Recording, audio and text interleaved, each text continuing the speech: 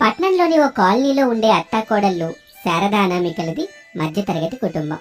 అత్తగారు శారద ఇంటి ముందున్న పూల మొక్కలకి, పెరట్లో ఉన్న కూరగాయల మొక్కలకి నీళ్లు పోయటం, పిల్లలకు లంచ్ బాక్సులు తీసుకెళ్లి ఇవ్వటం లాంటివి చేస్తూ ఉంటుంది. కోడలు అనామిక కిచెన్లో ఉంటూ రోజుకొక variety tiffin, lunch, snack, dinner prepare చేస్తూ ఉంటుంది. అత్తయ్యా అత్తయ్యా, అబ్బా ఏమిటే కోళ్ళ, పిల్లలకి పప్పన్నంతో లంచ్ చేశాను, మీరు వెళ్ళి ఇచ్చేసి రండి. నేను కూరగాయల మొక్కలకి నీళ్లు పడుతున్నాను, మీ మామయ్య చెప్పా పనేదు. మావయ్య మావయ్య అని పిలవగానే తన గదిలోని కిటికీ దగ్గర కూర్చొని పేపర్ చూస్తున్న ప్రసాద్ కోడలి పిలుపు విని, ఏమ్మ కోళ్ళ, నేను ఈరోజు చేయాల్సిన పనులన్నీ చేసేసాను, ఇప్పుడు నేను ఎక్కడికి వెళ్ళను, మీ అత్తయ్య నెలమని చెప్పు. అయినా పిల్లలకి లంచ్ బాక్స్ తీసుకెళ్ళి ఇవ్వడం సరజ్ చేసే పనేగా, నాకెందుకు చెప్పటం? విన్నారా అత్తయ్య, మావయ్య చెప్పింది. ఎన్న అనుకోవాల, ఏదో ఒక రోజు వెళ్ళి ఇచ్చేసొత్తే కరిగిపోతాడా లేక నలిగిపోతాడా అడుక్కోవాలా? మావయ్య నువ్వేం అడగొద్దులే అమ్మా, మీ అత్తయ్య అన్నది నాకు వినబడిందిలే. మొన్నటి రోజున కాళ్ళ నొప్పులున్నాయని రేషన్ షాప్కి వెళ్ళి బియ్యం తీసుకురా శారదా అంటే, ఈ ఇంట్లో ఎవరు చేయాల్సిన పనులు వాళ్ళే చేసుకోవాలని చెప్పిందిగా. చెప్పినావిడే మర్చిపోతే ఎట్టా చెప్పు? కోళ్ళ, నేనేం మరిచిపోలేదని చెప్పు, అన్ని విషయాలు నాకు బాగానే గుర్తుంటాయని కూడా చెప్పు. ఆ రోజు నేను అట్లా అన్నానంటే ఒక బలమైన కారణం ఏదో ఒకటి ఉండే ఉంటది, అందుకే నేను అలా చెప్పుంటాను. ఇప్పుడు తమరు కిటికీ దగ్గర కూర్చొని పేపర్ చదవడమేగా, పేపర్ చదవడం వల్ల ఎట్లాంటి ప్రయోజనం లేనప్పుడు ఎందుకంట చదవడం? నా పేపర్ జోలికి రాకుండా నీ నీరు నువ్వు పట్టుకో, నీ బలమైన కారణం నీ దగ్గరే పెట్టుకో, నాకు చెప్పబాకు, నన్ను పిలవబాకు, నేను నీ పని చేయను, సరేనా? సర్లే, చేయబాకండి, నా పని నేనే చేసుకుంటాను, ముందు కోళ్ళ నేనే వస్తున్నాను అని శారద ఇంట్లోకి వెళ్తుంది.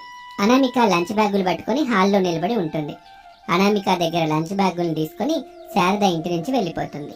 ఇక అనామిక కిచెన్ లోకి వెళ్తుంది. ప్రసాద్ అలాగే పేపర్ చదువుకుంటూ కూర్చుంటాడు. ప్రసాద్ గుమస్తాగా పనిచేసి రిటైర్డ్ అయ్యాడు.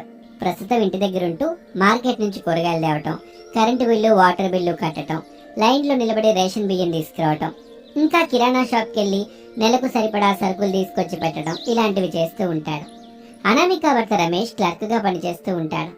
పిల్లలు హరీష్, భవ్యలు చక్కగా స్కూల్కి వెళ్ళి బుద్ధిగా చదువుకుంటున్నారు. శారద లంచ్ బ్యాగులు తీసుకుని స్కూల్కి చేరుకుంది. అక్కడ ఆయాగా పనిచేస్తున్న సుజాతని కలిసి బాక్సులు ఇచ్చింది. అమ్మగారు, హరీష్ బాబీలే కదా నీ పిల్లలు అని అనగానే శారదకి కోపం వచ్చింది. కోపంగా చూస్తూ, ఏం మాట్లాడుతున్నావే, తెలివి లేదు? హరీష్ బాబీలు నా పిల్లలు కాదు, నా మానవుడు, నా మానవరాలు, నా కొడుకు పిల్లలు. ఎంత పెద్దగా ఉన్న నాకు అంత చిన్న పిల్లలేంటే, ఎన్న వాళ్ళు నవ్విపోతారు. బాగా మంచిగా మాట్లాడడం నేర్చుకో ముందు అని చెప్పి అక్కడి నుంచి ఇంటికి బయలుదేరింది. అలా రోజులు గడుస్తూ ఉంటాయి. చలికాలం రానే వచ్చింది. ఒక రాత్రి 7 గంటల సమయం. రోజులాగానే ఆ రోజు కూడా పిల్లలతో సహా ఆ ఇంట్లో ఉన్న చిన్నపాటి డైనింగ్ టేబుల్ చుట్టూ కూర్చొని అనామిక ఏం స్పెషల్ చేస్తుందా అని మాట్లాడుకుంటూ ఉంటారు. రమేష్ పైకి నవ్వుతున్నాడు, కానీ అతని మనసులో మరో నెలలోనే జాబ్ పోతుందనే బాధ అలాగే ఉంది. ఆ బాధని అందరికీ చెప్పి అందరినీ బాధ పెట్టడం ఇష్టం లేక ఒక అనామికకి మాత్రమే చెప్పాడు.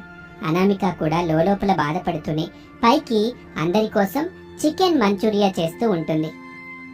ఎవరు చెప్పింది కాదు, కోడలు చికెన్ మంచూరియా చేస్తుందని నేను 10 రూపాయలు పందెం పెడుతున్నాను. మీరెంత పెడతారో చెప్పండి. కోడలో చికెన్ మంచూరియా చేయడం లేదని నేను 20 రూపాయలు పందెం పెడుతున్నాను. నాన్న, నువ్వు ఓడిపోతావు. అనామిక చికెన్ మంచూరియా చేయటం లేదు. కావాలంటే చూడండి, చికెన్ కర్రీ వస్తుంది. ఆ చికెన్ వాసన తెలియటలేదా మీకు? సరే నాన్న, నువ్వు కూడా పెట్టు. ఎంత పెడతావు? 5 రూపాయలు పెడతాను. నాన్న చెప్పింది తప్పు. మీ అందరికంటే నేనే బెస్ట్. 100 రూపీస్ పెడుతున్నాను. తాతయ్య చెప్పింది కరెక్ట్ అవుతుందని నా నమ్మకం. ఏం తాతయ్య? అవును మనవరాలా, నేను చెప్పింది నిజమవుద్ది, కావాలంటే చూడు. నాకు కూడా తాతయ్య చెల్లి గెలుస్తారని అనిపిస్తుంది నాన్న. సరే భవ్య తల్లి, నీ దగ్గర అసలు 100 రూపాయలు ఎక్కడివి చెప్పు. మమ్మీ నాకు అన్నయ్యకి రోజు ఏదైనా కొనుక్కోమని తినడానికి 10 రూపీస్ ఇస్తుంది. నేను అన్నయ్య ఏవి తినకుండా దాచుకున్నాం. 10 రోజులకి 10 పద్దులు కలిసి 100 రూపాయలు అయ్యాయి. ఇప్పుడు తాతయ్య 10, నానమ్మ 20, మీరు పెట్టిన 5, మొత్తం కలిసి 125 రూపీస్ అవుతుంది. అది నువ్వు గెలిచినప్పుడు తల్లి, ఓడిపోతే సున్నా మిగులుతుంది చూసుకో మరి మేము ఓడిపోం కదా నాన్న, మేమే విన్ అవుతాము. అని వాళ్ళంతా మాట్లాడుకుంటూ ఉండగా అనామిక వేడివేడిగా చికెన్ మంచూరియా తీసుకొచ్చి వాళ్ళ ముందు పెట్టింది. అది చూసి హరీషు, భవ్య, ప్రసాద్ ముగ్గురు సంతోషపడతారు. శారదా, రమేష్ల ముఖాలు ఆదోలా పెడతారు. హే, నేను చెప్పాను కదా నాన్న, తాతయ్య చెప్పినట్టుగా మమ్మీ చికెన్ మంచూరియానే చేస్తుందని. మేమే గెలిచాం. ఈ డబ్బులన్నీ నాకే. ఇందులో మీ తాతయ్య గొప్పతనం ఏమి లేదు మనవరాలా. నా కాళ్ళు వచ్చి మామయ్య బజార్కి వెళ్ళి చికెన్ తీసుకురండి, చికెన్ మంచూరియా చేస్తానని చెప్పుంటది. అంతే తప్ప మీ తాతయ్యకి ఏమి సొంత తెలివి లేదులే. ఎలాగైతేనే నానమ్మ, తాతయ్య గెలిచాడు, అది చాలు కదా. తాతయ్య గెలిచినా నేను గెలిచిన డబ్బులన్నీ నాకే. ఏం తాతయ్య? అవునమ్మా బంగారు తల్లి అని మాట్లాడుకుంటూ ఉండగా అనామిక అందరికీ చికెన్ మంచూరియా వడ్డిస్తుంది. తను పక్కన కూర్చుంటుంది. అందరూ వేడివేడిగా ఉన్న చికెన్ మంచూరియా తింటూ ఉంటారు. అనామిక కూడా తింటూ, మావయ్య నేను కోళ్ళ ఇప్పుడు నేను వేడివేడిగా ఈ చికెన్ మంచూరియా తింటున్నాను. మీరు తింటా ఉండండి మావయ్య, నేనేం వద్దని చెప్పలేదు కదా. నేను చెప్పడానికి మీరు తినడం ఆపడానికి సంబంధం ఏమి లేదు కదా. అయినా సరేనమ్మా, వేడివేడిగా ఉన్న చికెన్ మంచూరియా తిన్న తర్వాత మనం మాట్లాడుకుందాంలే. ముందైతే తిను, చల్లారిపోతే రుచి మారుద్ది. వేడిగా ఉన్నప్పుడు తింటేనే టేస్టీ అనిపిస్తుంది. అవును కోళ్ళ, ముందు తిను, ఏమైనా ఉంటే మన తర్వాత మాట్లాడుకుందాంలే. అది కాదు నాన్న, అనామిక ఏం చెప్పాలనుకుంటుందో విందాం కదా.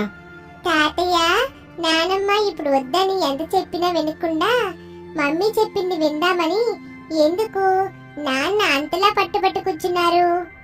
ఏమైంది నాన్న? బాబు రమేష్, నాకు మీ అమ్మకి మొత్తం తెలుసు. ఇప్పుడేం ఆలోచించకుండా వేడిగా ఉన్న చికెన్ మంచూరియా తినండి, మనం తర్వాత మాట్లాడుకుందాం అని చెప్పగానే రమేష్, అనామిక ఏమీ మాట్లాడకుండా తింటూ ఉంటారు. అలా అందరూ సరదాగా చికెన్ మంచూరియా తినేసి పడుకున్నారు.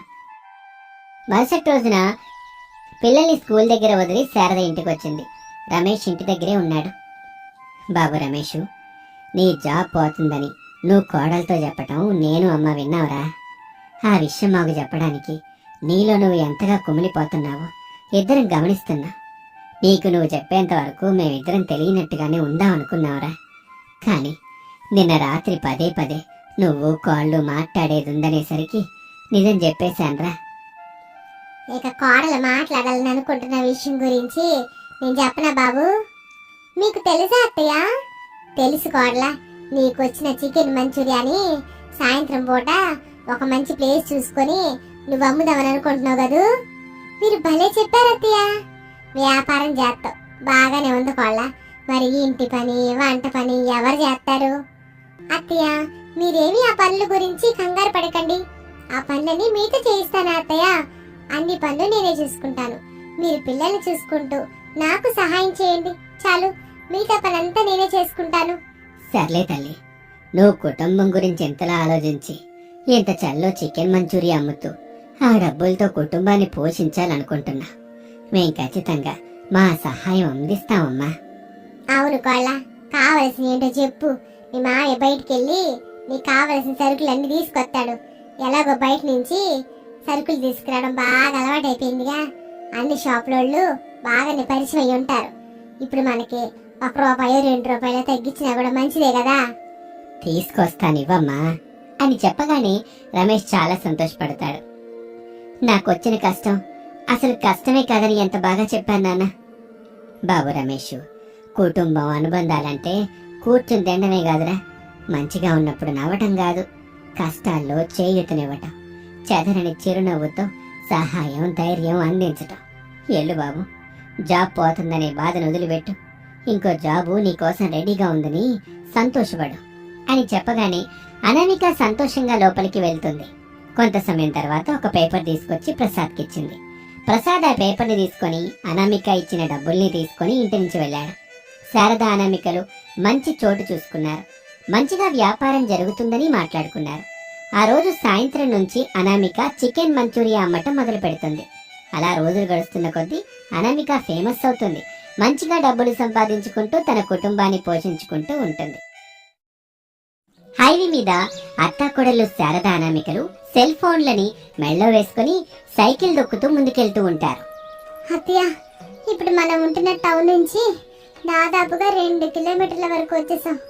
అయినా ఈ హైవే పక్కనే ఉన్న మన ఇంటి స్థలం మాత్రం రాలేదు. నిజం చెప్పండి అత్తయ్య, ఇక నిజంగానే ఇంటి స్థలాన్ని కొన్నారా అని అనామిక అడిగిన వెంటనే శారద కోపంతో, మీ అమ్మ కడుపు మాడ, ఎన్నిసార్లు చెప్పాలి? నిజంగానే నా కొడుకు రమేష్ కష్టపడి ఇక్కడ ఇంటి స్థలం కొన్నాడు. నువ్వు నోరు ముసుగు సైకిల్ దొక్కు. అబ్బా, కోపం తెచ్చుకోకండి అత్తయ్య. మీరు 2 కిలోమీటర్ల దూరం ఉంటుంది కోడలా అని చెప్పారు కదా. ఏమే కోడలా, నీ చెవులు కాకులు ఎత్తుకెళ్ళాయా? లేదత్తయ్య, నా దగ్గరే ఉన్నాయి, నా తలకే ఉన్నాయి. మరి నేను చెప్పేటప్పుడు సరిగ్గా వినిపించలేదా? సరిగ్గా 2 కిలోమీటర్ల దూరం ఉంటుందని నేనేమి ఖచ్చితంగా చెప్పలేదు కదా. ఇంచుమించు 2 కిలోమీటర్ల దూరం ఉండొచ్చు అని చెప్పాను. ఓహో, అలా చెప్పారా అత్తయ్య? అయితే సరే, సైకిల్ తొక్కండి. ఇంటి నుంచి బయలుదేరినప్పటి నుంచి తొక్కుతానే ఉన్నాను కోళ్ళ. ఇలా ఎంత దూరం తొక్కాలి అత్తయ్య? దగ్గరకు వచ్చేసాలే అనామిక అని శారద చెప్పగానే అనామిక వేగంగా సైకిల్ దొక్కుతూ ముందుకెళ్తుంది. కాళ్ళు ఏమిటి అంత వేగంగా సైకిల్ తొక్కుకుంటా ప్లాట్ దాటి వెళ్ళిపోయింది అని శారద కొంచెం దూరం వెళ్లి మట్టి రోడ్డు దగ్గర ఆగింది. అనామిక మాత్రం ఏ పక్కకి చూడకుండా వేగంగా సైకిల్ దొక్కుతూ, ఇక్కడ ఆపుకోడలా అని అత్తయ్య చెప్పేంత వరకు సైకిల్ తొక్కుతూ ముందుకు వెళ్తూనే ఉంటాను అని అనుకుంటూ ముందుకు వెళ్తూ ఉంటుంది. శారద మట్టి రోడ్డులో సైకిల్ దొక్కుతూ తన ఫ్లాట్ వైపు వెళ్తూ ఉంటుంది. ఆయాసం వస్తూ ఉండటంతో అనామిక రోడ్డు పక్కన ఉన్న ఒక చెట్టు దగ్గర ఆగి దిక్కులు చూసింది. ఎక్కడా అత్తగారు శారద కనిపించలేదు. అనామిక అయోమయంగా, ఇదేంటి మా అత్తయ్య కనిపించట్లేదు? పొట్టిగా ఉండి సరిగ్గా కనిపించలేదని ఏదైనా లారీ గుద్దేసి వెళ్ళిపోయిందా ఏమిటి?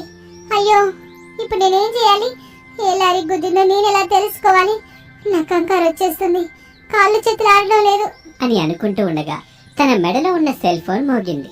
అనామిక చూసి, అత్తయ్య ఫోన్ చేస్తుంది, చివరి క్షణంలో ఉండొచ్చు అని కాల్ ని రిసీవ్ చేసుకుంటుంది. హలో అత్తయ్య, ఎక్కడున్నారు? ఎలా ఉన్నారు? మిమ్మల్ని ఏ లారీ గుద్దేసింది అని అడుగుతూ ఉండగా శారద తన ఫ్లాట్ లో నిలబడి కోపంగా, ఏం మాట్లాడుతున్నావు కోళ్ళ? అది నోరే బురద కొంట. నన్ను లారీ గుద్దడం ఏమిటే? నీ అమ్మ కడుపు మాడ. మరి నా వెనుక మీరు సైకిల్ తొక్కుతూ రావడం లేదు కదా అత్తయ్య? వెనక సైకిల్ తొక్కుతూ రాకపోతే లారీ గుద్దేసి నేనేసుకుంటావు కోళ్ళ? సారీ అత్తయ్య, గుద్దింది లారీ కదా, బస్సు గుద్దిందా? అయ్యో అత్తయ్య, అసలే మీరు పొట్టిగా ఉంటారు, బస్సు మీ మీద నుంచి పోయి ఉంటుంది. పాపం, అన్ని దెబ్బల్ని ఎలా ఓర్చుకుంటున్నారు అత్తయ్య? ఓసే కోళ్ళ, నేను ఎలా ఉన్నా నాకు ఎలాంటి యాక్సిడెంట్ కాలేదు. నేను మన ఫ్లాట్ దగ్గరున్నా, నువ్వు వెనక్కి వచ్చి. నీకు యాక్సిడెంట్ కాలేదా? అయ్యో, ఇప్పటి వరకు నేను పడిన బాధ మొత్తం వృధా అయిపోయినట్టేనా అని అనామిక అనగానే అత్తగారు శారదకి కోపం వస్తుంది. యా కోళ్ళ, నువ్వు ఫ్లాట్ దగ్గర కొత్తగా రావా? అది చెప్పు. వస్తానంటే ఇక్కడ ఉంటా, రానంటే ఇక్కడ నుంచి వెళ్ళిపోతా. ఇక ఆ తర్వాత నీ ఇష్టం. వస్తున్నాను అత్తయ్య, మీరు ఫ్లాట్ దగ్గరే ఉండండి, ఎక్కడి నుంచి రావాలో చెప్పండి అని అడగగానే శారద వివరంగా చెప్పి ఫోన్ పెట్టేస్తుంది. అనామిక సైకిల్ దొక్కుతూ తిరిగి వెనక్కి వస్తుంది. అలా కొంచెం దూరం రాగానే ఒక మట్టి రోడ్డు కనబడింది. ఆ రోడ్డులో అనామిక సైకిల్ దొక్కుతూ కొంచెం దూరం వెళ్ళగానే ఫ్లాట్ లో నిలబడిన అత్తగారు శారద కనిపించింది. అనామిక తన దగ్గరికి వెళ్ళింది. శారదని చూసి ఇలా అంటుంది, అత్తయ్య, మీరు బాగానే ఉన్నారు కదా? ఇక ఆ విషయం మర్చిపోకోవాలా. హైవే పక్కన కొన్న ఫ్లాట్ చూపించమని ప్రాణాలు తీసినంత పని చేస్తావుగా. ఇదే నా కొడుకు రమేష్ కష్టపడి సంపాదించిన దానిలో నుంచి కొంచెం కొంచెం దాచిపెట్టుకొని కొనుక్కున్న ఫ్లాట్. శారదలా చెప్పగానే అనామిక చుట్టుపక్కల చూస్తుంది. హైవేకి కొంచెం దూరంలో ఆ ఫ్లాట్ ఉంటుంది. పేద కోడలు అనామిక అనుకున్న బిజినెస్ చేయడానికి అది కరెక్ట్ గా సరిపోతుంది. ఇప్పుడు చెప్పవే, ఎందుకు పదే పదే ఫ్లాట్ చూపించమని పట్టుబట్టావు? అత్తయ్య, మన ఊర్లో మనం చేయడానికి ఏ పనులు లేవు. ఆయన మావయ్య చేస్తున్న డబ్బులతో ఇల్లు గడవడం ఎంత కష్టంగా ఉందో నీకు తెలుసు కదా. తెలుసా నామిక? అందుకే కదా మనిద్దరం ఒక అన్నంతో గడుపు నింపుకొని మరొక పూట నీళ్ళతో నింపుకుంటున్నాం. ఈ విషయం ఆయనకి మావయ్యకి తెలియదు కదా. నువ్వో లేదా నేను, మా ఇద్దరిలో ఎవరో ఒకరు చెబితేనే వాళ్ళకి తెలుసు తప్ప వాళ్ళకి వాళ్ళుగా తెలుసుకోరేళ్ళుకోవాలా. మనమిద్దరం ఎలాగో చెప్పలేం కదా అత్తయ్య. ఇక్కడ నువ్వేదో చేయాలనుకుంటున్నావు అర్థమైంది కోళ్ళ. అదేమిటో చెప్పు, నేనేం చేయాలో చెప్పు. చాలు. అత్తయ్య, ఈ చుట్టుపక్కల ఎలాంటి హోటల్స్ లేవు, టిఫిన్ సెంటర్స్ లేవు. ఒకసారి గమనించండి. అవును కోళ్ళ, నువ్వు చెప్పినట్టు ఇక్కడ ఏవి లేవు. అయితే మనం ఇక్కడ చికెన్ టిక్కా చేసి అమ్ముదాం అత్తయ్య. ఒక బోర్డు కూడా పెడదాం. ఆ బోర్డు చూసి మట్టి రోడ్డు మీదుగా మన పొలంలో మనం అమ్ముతున్న చికెన్ టిక్కా దగ్గరకు వస్తారు, కావలసినంత తినేస్తారు, మనం ఇచ్చిన బిల్లుకి డబ్బులు కట్టేసి వెళ్ళిపోతారు. ఎలా ఉంది అత్తయ్య? కోళ్ళ, నిన్ను చూసి నవ్వాలో ఏడవాలో అర్థం కావట్లేదు. మీరెందుకు ఆ మాట అంటున్నారో నాకు తెలుసు అత్తయ్య. ఒక పూట అన్నం తింటున్నా మన దగ్గర చికెన్ టిక్కా వ్యాపారం చేసుకునేంత డబ్బులు ఎక్కడున్నాయి కోళ్ళ అనే కదా మీ డౌట్? అవును కోళ్ళ, నీకు తెలియకుండా ఒక రోజున టౌన్ లో ఉంటున్న నా ఫ్రెండ్ సుకన్య దగ్గరికి వెళ్ళి నాకు వచ్చిన ఆలోచన గురించి చెప్పా. తనకి చోటు నచ్చితే ఖచ్చితంగా పెట్టుబడి పెడతానని చెప్పింది అత్తయ్య. నిజమా అనామిక? అయితే నీ ఫ్రెండ్ సుకన్యని ఇక్కడికి రమ్మని చెప్పు, మన ప్లాన్ చూపించు.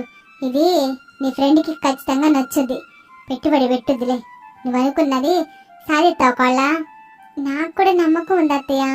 సుకన్యకి ఫోన్ చేసి చెప్పాను, తను కారులో వస్తానని చెప్పింది. మనం తను వచ్చేంత వరకు ఇక్కడే ఉండాలి అత్తయ్య. ఉందా కోళ్ళ? అని అత్తాకోడలిద్దరూ మాట్లాడుకుంటూ ఉండగా కారులోనే అక్కడికి సుకన్య వచ్చింది. అనామిక హలో అంటూ రిసీవ్ చేసుకుంది సుకన్యని. శారద నమస్కారం పెట్టింది. సుకన్య ఫ్లాట్ ని హైవేని గమనించింది. అనామిక చెప్పిన బిజినెస్ వర్కౌట్ అయ్యేలా అనిపించింది సుకన్యకి. సరేనే, నేను నీకు డబ్బులు ఇస్తాను. మన ఒప్పందం గుర్తుంది కదూ? గుర్తుంది సుకన్య అని చెప్పగానే సుకన్య బ్యాగులో నుంచి ఒక డబ్బుల కట్ట తీసి ఇచ్చింది. చాలా సంతోషం సుకన్య, నీ సాయాన్ని ఎప్పటికీ మర్చిపోలేను. సాయం మర్చిపోయినా పర్వాలేదు గాని వాట ఇవ్వడం మాత్రం మర్చిపోకే. నేను అలా చేస్తానా చెప్పు? నువ్వలా చెయ్యవన్నామిక, డబ్బు చేయిస్తుంది. అయినా నీ మీద నమ్మకం ఉంది నాకు, అందుకే నీకు డబ్బులు ఇచ్చాను. నువ్వు చికెన్ టిక్కా బిజినెస్ పెట్టుకో అనామిక. సరే సుకన్య, చాలా చాలా థ్యాంక్సే అని చెప్పటంతో సుకన్య కారులో అక్కడి నుంచి వెళ్ళిపోతుంది. శారద అనామికలు ఆనందంగా తిరిగి సైకిళ్లు తొక్కుతూ ఇంటికొచ్చారు. ఇక మరుసటి రోజున ఫ్లాట్ లో ఒక డబ్బాని అనామిక ఏర్పాటు చేసింది. కుర్చీలను కూడా ఏర్పాటు చేసింది. ఏమండి, మీరు మావయ్య కుర్చీలో కూర్చోండి, నేను మీకు చికెన్ టిక్కా చేసి తీసుకొచ్చి పెడతాను అని చెప్పగానే రమేష్ ప్రసాద్లు కూర్చుంటారు. హైవే మీద పేద కొడలి చికెన్ టిక్కా అని బోర్డు కూడా పెడుతుంది. రమేష్ ప్రసాదులకు చికెన్ టిక్కా చేసి పెడుతుంది. రోడ్డు మీద అటు ఇటుగా వెళ్తున్న వాళ్ళకి రమేష్ ప్రసాదులు కస్టమర్స్ లా కనిపిస్తే బాగుంటుందని అనామిక అక్కడ కూర్చోబెట్టి వాళ్ళకి చికెన్ టిక్కా చేసి పెట్టింది. వాళ్ళు ఆహా ఓహో అంటూ బాగా మెచ్చుకుంటారు. సమయం గడుస్తున్న కొద్దీ నెమ్మదిగా చాలా మంది వస్తూ ఉంటారు. ఇలాగే రోజులు గడుస్తూ ఉంటాయి. పేద కోడలు అనామిక మొదలుపెట్టిన చికెన్ టిక్కా బిజినెస్ బాగా సంపాదించి పెడుతుంది. దాంతో శారద కుటుంబంలో ఏర్పడిన కష్టాలు పూర్తిగా తొలగిపోయాయి. ఒక రోజున సుకన్యని ఇంటికి పిలిచి తనకివ్వాల్సిన రెండింతల డబ్బుల్ని ఇచ్చేస్తుంది. అప్పుడు సుకన్య ఆనందపడుతూ, ఇచ్చిన మాటని నిలబెట్టుకున్నావు అనామిక. ఎంతైనా నా కోడలు కదమ్మా, అందుకే నిలబెట్టుకుంటదిలే. అనామిక, మీరా ఇంకెవరైనా వ్యాపారం చేయాలనుకుంటున్న వాళ్ళు ఎవరైనా ఉంటే నాకు చెప్పు, వాళ్ళకి నేను డబ్బు సహాయం చేస్తాను. లాభం వచ్చిన వెంటనే నాకు రెండింతలు ఇవ్వాలి. లాస్ అయితే తీసుకున్న డబ్బులు మాత్రమే ఇవ్వాలి. అది నీకు తెలుసు కదా అనామిక? అవును సుకన్య, అలా నా దగ్గరికి గనక ఎవరైనా వస్తే నేను నీ దగ్గరికి పంపిస్తానులే అని చెప్పగానే సుకన్య సంబరంగా అక్కడి నుంచి వెళ్ళిపోతుంది. అప్పుడు అనామిక రమేష్ అలాగే మామగారు ప్రసాదులతో ఇలా అంటుంది. మావయ్య, ఏవండి, నన్ను మన్నించండి. మీకు ముందుగా నేను ఈ విషయం చెప్పలేకపోయాను. కోళ్ళ, ఇందులో మన్నించడానికి నువ్వు చేసిన తప్పేమీ లేదు తల్లి. ఒక విధంగా నువ్వు చెప్పలేదు కాబట్టేగా మన కుటుంబానికి ఎంత మంచి పేరు వచ్చింది. అంతా అయిపోయిన తర్వాత ఈ మన్నించాలి ఏంటనామిక? అవును కోళ్ళ, మీ పల్లె క్షమాపణ కోరలేదని బాధ నాలో ఉండిపోయింది. నీకు ఇప్పుడు అడిగాను కదా, ఆ బాధ మొత్తం పోయింది మావయ్య. అయ్యో అనామిక, నువ్వెవరి కోసం చేసావు? మన కుటుంబం కోసమే కదా.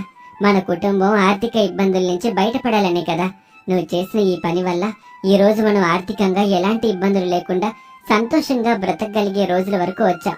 దీంట్లో నీ తప్పేమీ లేదు అని చెప్పి ఆ రోజు నుంచి అనామిక మొదలుపెట్టిన చికెన్ టిక్కా వ్యాపారం కుటుంబం అంతా కలిసి చక్కగా లాభాలు తెచ్చుకునేలా జరుపుకుంటూ ఉంటారు. అనామికకొచ్చే లాభాలతో ఆ కుటుంబం సంతోషంగా జీవిస్తూ ఉంటుంది.